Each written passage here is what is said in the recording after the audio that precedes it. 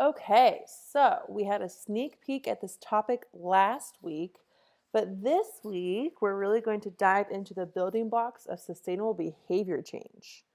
It's very related to prototyping and it's interconnected to a lot of the themes we've seen throughout this entire workshop. So, before I dive in though, what do I mean by sustainable behavior change? Might seem like a bunch of jargon. What I mean is building behavior over time. So we're taking weeks and months to build a healthy behavior versus trying to do a really quick fix, a really restrictive all or nothing approach. And a lot of times when we do that latter approach around a quick fix or being restrictive, it's temporary and leaves us either exactly where we started or doing more of whatever we're trying not to do, like eating cookies and sugar or, not going to the gym. With sustainable behavior change, our goal is to gradually, over time and not overnight, build that new behavior and work towards our goals. So the smaller changes that we make each week gradually lead to really, really big changes. So, like for example, if you're trying to go to bed an hour earlier in efforts to get more sleep, go to bed 5 minutes earlier each night, and you'll be and you will much more easily and successfully bump up your bedtime to get more sleep. So through a lot of my work at Kerbo is very, very focused on sustainable behavior change. And we see a lot of success with clients with their health goals and gradually building that behavior over time. I talked about this a little bit last week, but I want to talk through what are the core tenets of sustainable behavior change. So, one, as we just talked about, small changes over time lead to really big, amazing changes. Secondly, be patient. It takes time to build a new habit or behavior. We're in such a world and society now where it's instant gratification. I expect this now, and I eat healthy for a whole day, and I have salad and no sugar, and I expect to lose 5 pounds in a day. I want to see those results now. We need to be patient. It takes time. Thirdly, be curious. Ask yourself what's working with what I'm trying out? What's not working? Why don't I think it's working? What can I try differently? It's really fun to put on that lens and that hat of being curious, of being the investigator or detective. Fourthly, it's never going to be perfect. So we're not going for perfection here. We're going for it's great 85, 90% of the time. And lastly, how are you going to stay accountable?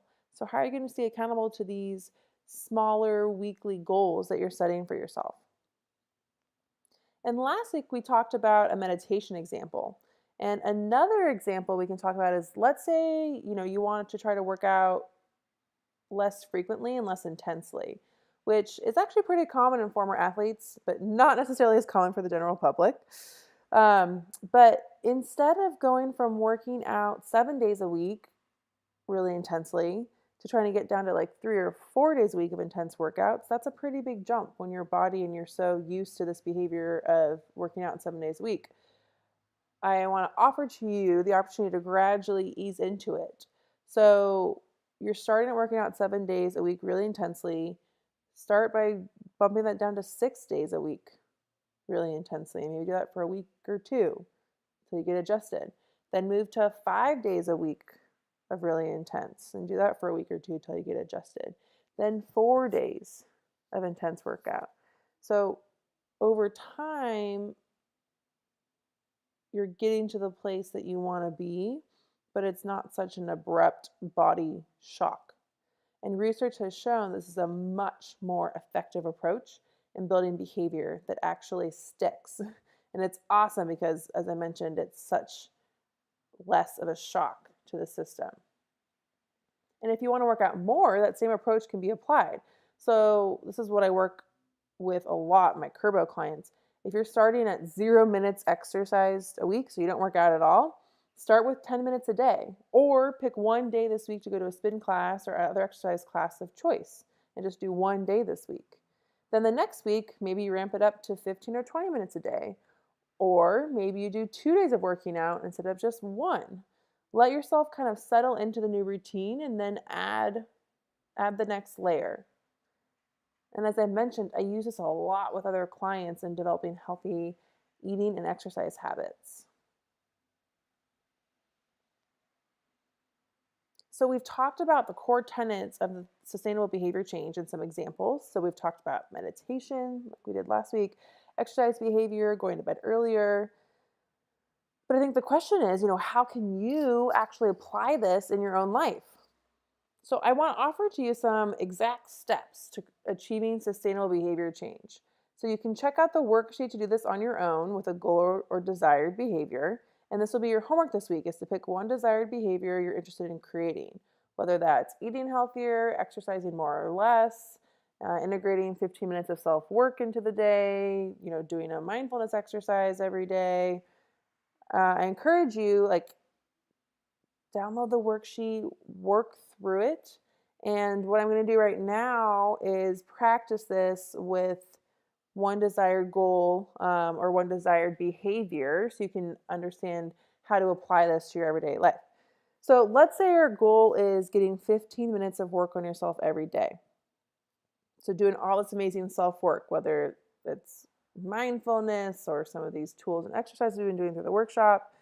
15 minutes a day it's harder than it sounds when you're doing 0 minutes a day to start. So the first step, we want to break down the desired behavior.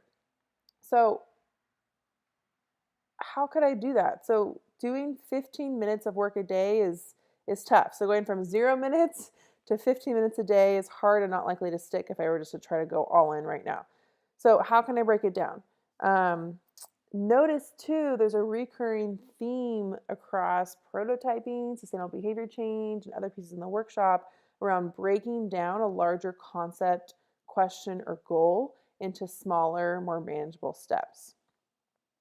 So when we talk about trying to do self-work for 15 minutes a day, a couple of different ways you could break it down. One, you could try doing self-work for 1 minute every day. Or you could try doing self-work for 15 minutes just one day this week. See, there's a couple different ways to break it down.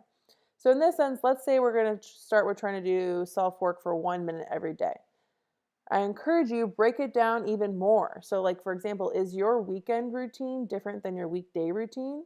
Chances are yes. So how about we just focus on doing self-work for 1 minute on weekdays? Because our weekday routine is going to be pretty consistent Monday through Friday. Secondly, how are you going to complete this desired behavior? So brainstorm some different possibilities for getting 1 minute of self-work in a day. In this instance, I'd encourage you or offer to you to define what self-work is. So what does self-work mean to you? It could be journaling, it could be using a specific mindfulness tool or any mindfulness tool, or doing design your life exercises. You can keep it more broad or keep it pretty focused, whichever works for you best here. Next, when you think about how you're going to complete this desired behavior, brainstorm when you could complete 1 minute of self-work a day.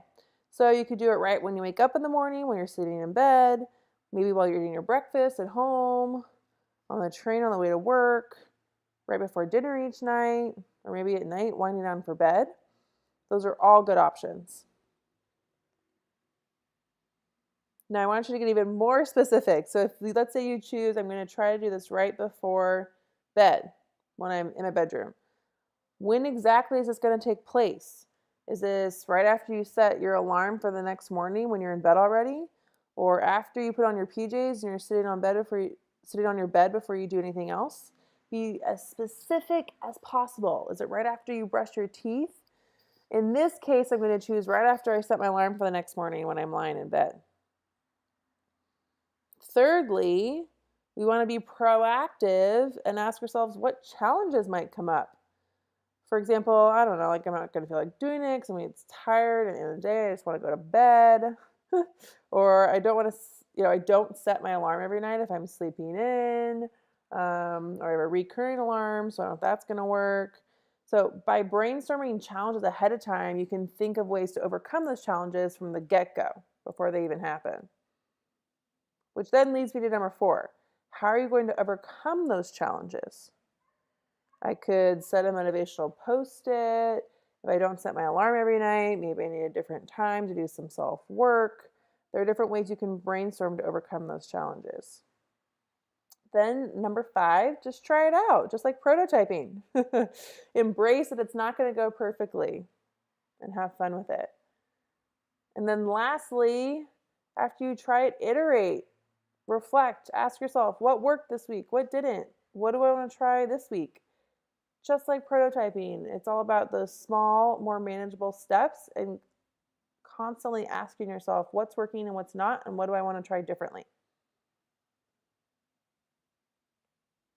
So download the worksheet, check it out in terms of what you want to do this week around sustainable behavior change.